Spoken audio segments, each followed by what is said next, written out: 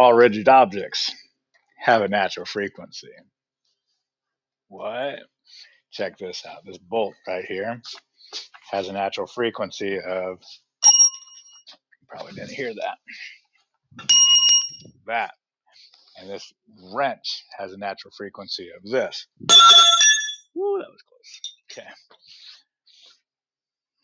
All for the performance. All right. So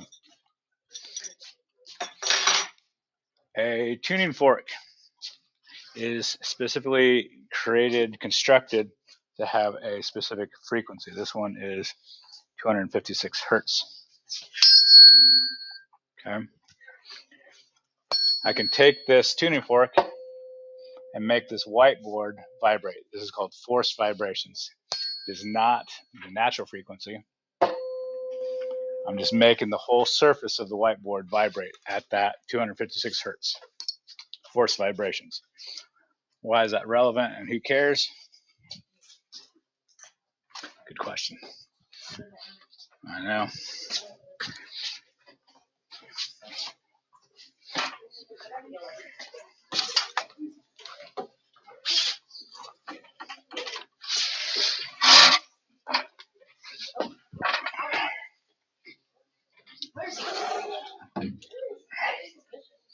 Okay. This is why stringed instruments have a body. I'm forcing the body of the guitar to vibrate at 256 hertz. Okay. So when you play a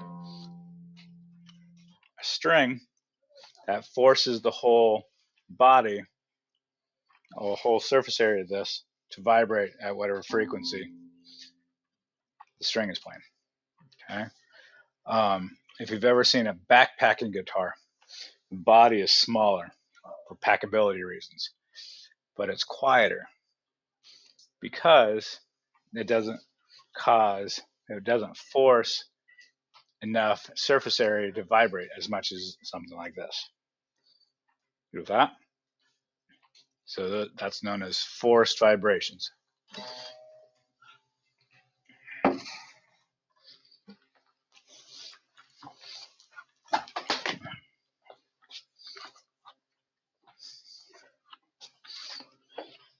All right, so the crazy thing happens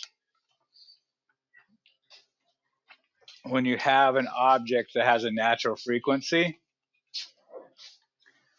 and then you force it to vibrate at that same natural frequency. So let me throw that out again. Okay, so what happens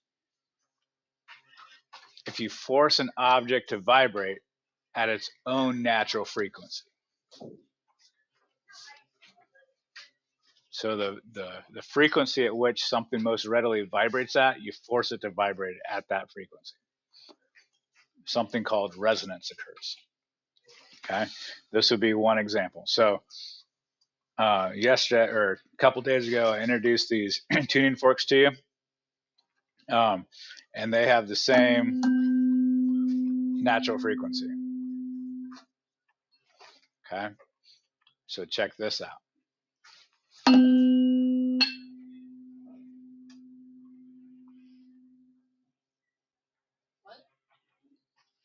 In case you didn't catch that.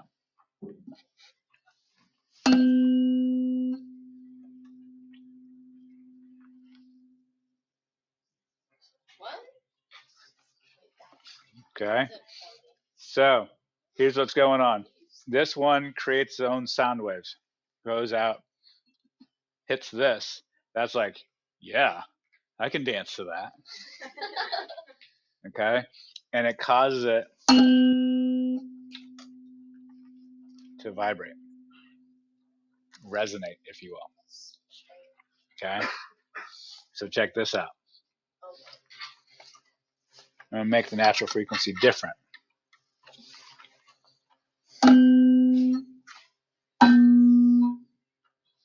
Okay.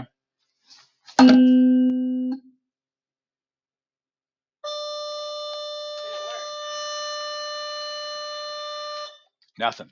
It's like, I can't dance to that. It's like, it's only when it's the natural frequency.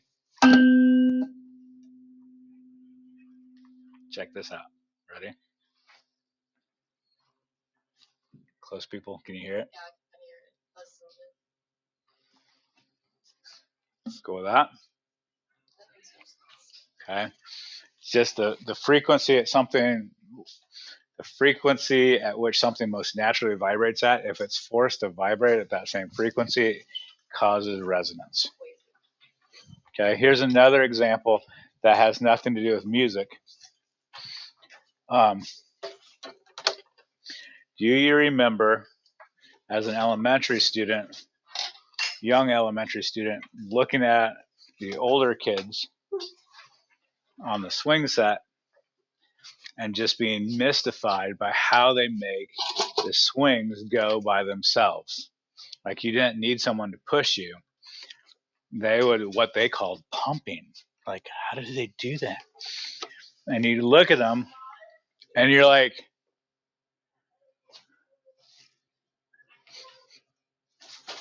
and you just try forever and you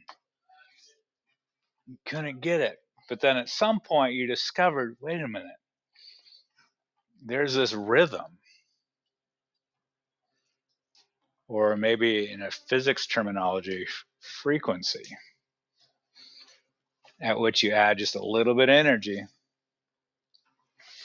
and you can match the frequency, the natural frequency of the swing, or we could maybe even call it a pendulum.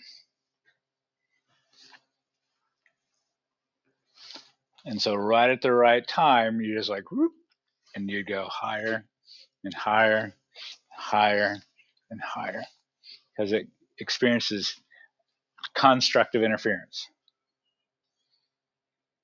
when it resonates. Is this making sense? Okay, we're causing the swing to resonate as natural frequency, and that will change depending on the length of the string, length of the chain of the rope. Cool with that? So there's lots of examples of resonance in life.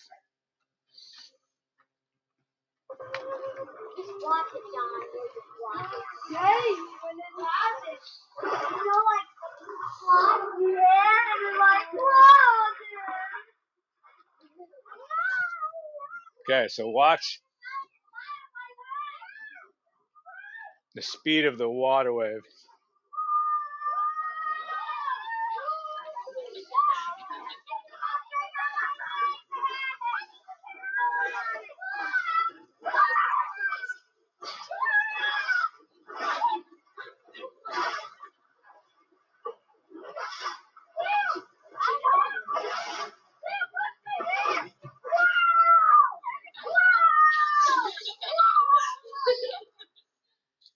So try that this summer. Is it making sense? I was pumping the water wave, found the resonant frequency, natural frequency. Just added a little bit of energy every time. Got bigger and bigger and bigger. Cool that? Okay, so this cup has a natural frequency of this, which they recorded. And then they played it back. The light that's there is a strobe light, so you can kind of see the cup, the glass shaking.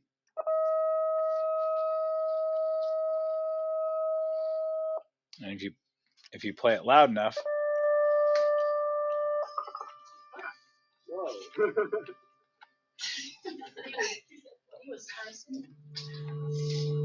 see how it's shaking? That's under a strobe light. You can see that. Good with that? So the misconception is you have to sing like an opera singer really high to break glass.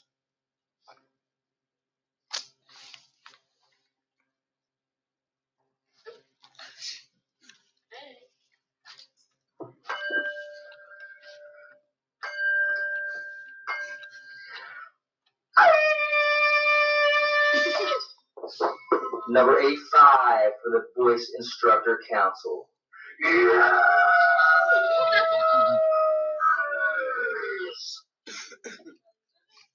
That was me in college.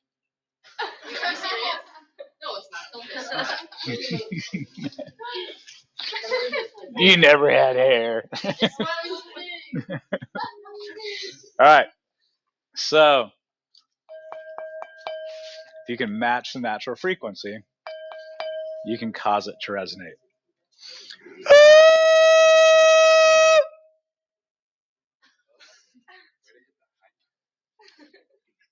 Falsetto, I'll work on it. I know I'm not going to break it. I would have broken it like first hour. And no, this is my long-standing career cup right here. If you want, you can bring it. Crystal works better. Glass doesn't have a pure. But you can try it.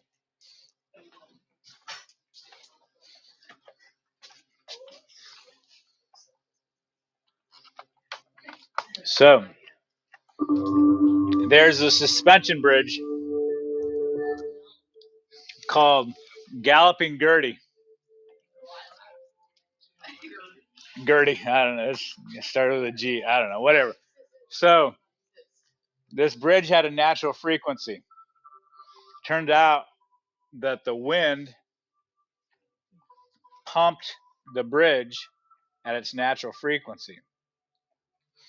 This is like real time. It's not time elapsed.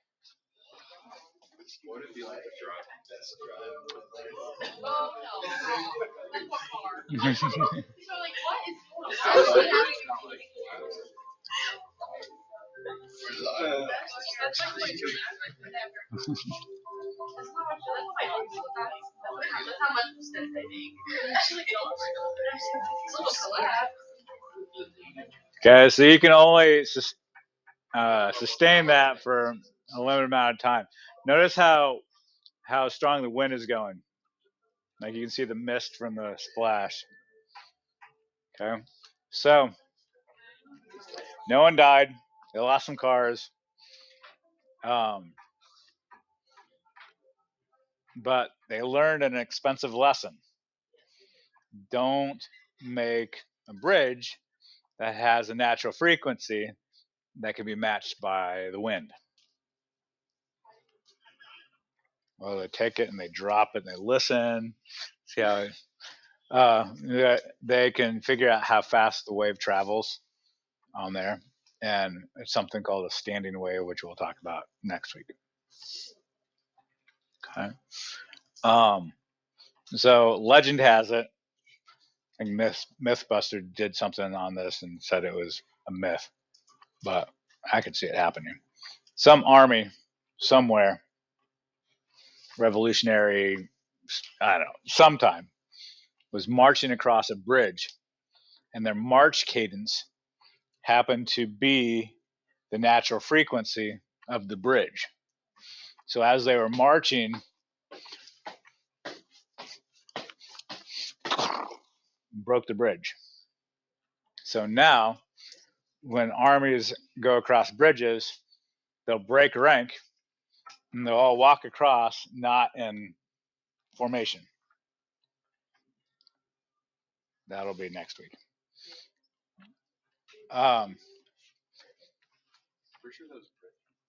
Yeah, I know. So does that make sense? How that's working? Okay. So resonance, good times. All right. Got a couple other videos for you.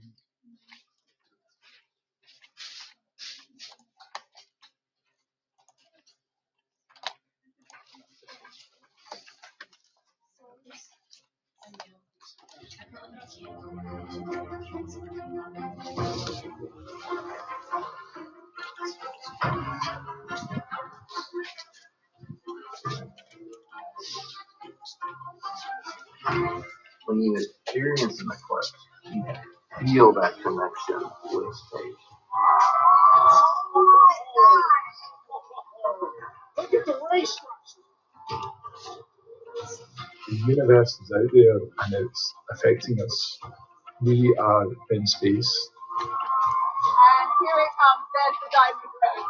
And that is the most spectacular sight.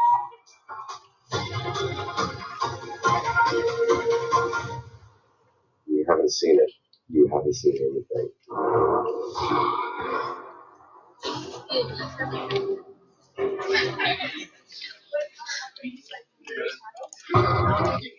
And pull it up from there, and like, Did you call it ellipse? a flip. Definitely didn't call it. All right, Solar eclipse happens here we go. Here we go. between the Earth and the Sun, blocking some or all of the Sun's rays from reaching the Earth. By cosmic chance, even though the Sun is 400 times wider than the Moon, it's also 400 times farther away. Therefore, the two objects appear the same size in our sky. Astronomers are able to predict eclipses because the Earth and Moon have very predictable orbits. Why then isn't there an eclipse every month? The Moon's orbit is usually tilted a few degrees north or south in relation to the Earth. When the Moon does eclipse the Sun, it casts two types of shadows on Earth: a smaller, darker shadow known as the umbra, and a larger shadow known as the penumbra. There are four types of solar eclipses. The first and most spectacular is a total eclipse, when the Moon completely covers the Sun's surface. And that's what's happening on Total Monday. eclipse can only be seen if you're standing within the umbral shadow. That's why the imaginary line created by this shadow as it races across Earth is known as the path of totality. This is 2017 map. Penumbral shadow see only a partial eclipse, the second type. This is what we're going to see in Lafayette. Outside the path of Is a totality, partial. the Moon passes in front of the Sun off center, never fully covering its surface. Third, an annular eclipse occurs when the Moon passes directly in front of the Sun. However, unlike a total eclipse, the Moon appears too small to fully cover the Sun. The Moon's orbit is elliptical, so sometimes it's closer to Earth and sometimes it's farther away. Last, a hybrid eclipse is when the Moon's position between the Earth and Sun is so finely balanced that the curvature of the Earth plays a role. The Moon will be farther away from some parts of Earth along the eclipse's path, resulting in an annular eclipse. In other parts, the Moon will be just close enough to fully cover the Sun, resulting in a total eclipse. While a total solar eclipse happens somewhere on Earth every year or two, any given point on Earth experiences the event only about once every 400 years. We interrupt this video for an important safety announcement. Looking directly at the Sun, even during an eclipse, can cause permanent eye damage. Fortunately, there are ways to enjoy an eclipse safely. The easiest is to use certified eclipse watching glasses, which are shaded thousands of times darker than typical sunglasses. You can also look at the eclipse indirectly by making a pinhole viewer. Simply poke a small hole in a piece of cardboard. Hold the cardboard up to the Sun, allowing the Sun's image to be projected onto a flat surface. Be sure to look only at the surface and not through the cardboard. Just before the Moon completely covers the Sun, low-lying valleys on the Moon's edge will be the only spots that sunlight continues to pass through. These remaining brilliant shafts of light, known as Baily's beads, will disappear one after another. And finally, a single bead of light remains, known as the diamond ring, signaling that you're just seconds away from experiencing totality. Once the last bead disappears and the Moon completely covers the Sun's surface, the view through your eclipse glasses will be pitch black. So you cannot do this in Lafayette. At this point, none of the Sun's rays are reaching your eyes, and it's the only time that it's safe to take off your glasses. Remember to put your eclipse glasses back on before any of the Sun's rays start to peek through again. Any sunlight reaching your eyes, even for a few seconds, can cause serious damage. While an eclipse can last a few hours, Totality typically occurs for less than 3 minutes. Animals and plants have also been known to alter their behavior during a total eclipse. Songbirds may stop singing, crickets may start chirping, and flowers may even start to close up. We won't always be able to see total solar eclipses. The moon moves about 1.5 inches away from Earth each year. It's estimated that in about 1 billion years, the moon will be too far away from Earth to completely cover the sun.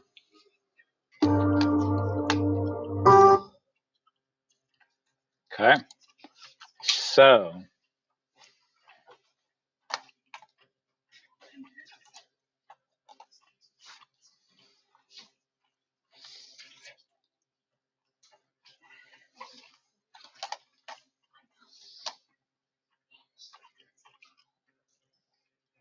okay. Here, so the shadow is going to go this way across the state. Sorry. Here's Lafayette. We are not in the path of totality. Okay. So like, hey, I'm just going to go outside. Okay. But drive 1 hour and go from like, oh, okay, to like, wow, that's cool. Like how many times you've driven an hour to go do something like, that was pretty fun. That was pretty cool. So you could go to Frankfurt. You could go to Crawfordsville. So as you go deeper and deeper into the mid range right here goes right through Bloomington. It gets longer and longer. So here's 2 minutes, 2 minutes 30 seconds, 3 minutes, 3 minutes 30 seconds, 3 minutes 40 seconds is Indianapolis. 4 minutes goes through Bloomington. That's the length of totality. Cool with that? So if you don't know anybody in Indianapolis, I would not suggest going to Indianapolis. One of the nice things about Indiana is we have a lot of farmland. Just go find a dirt road somewhere. Like, or you could like go over to Kokomo. Somewhere out here. I would say, well, Crawfordsville is probably going to be crowded because of I-74. Kokomo, that might be a...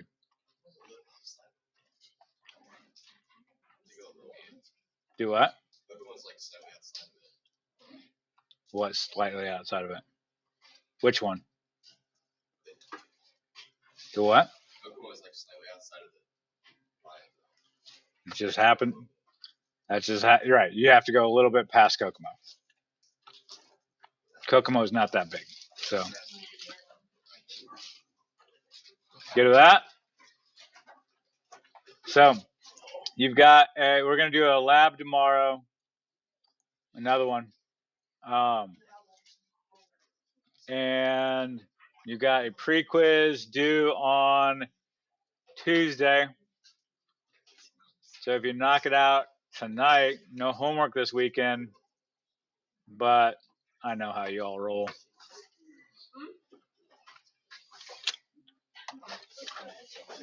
Sound good?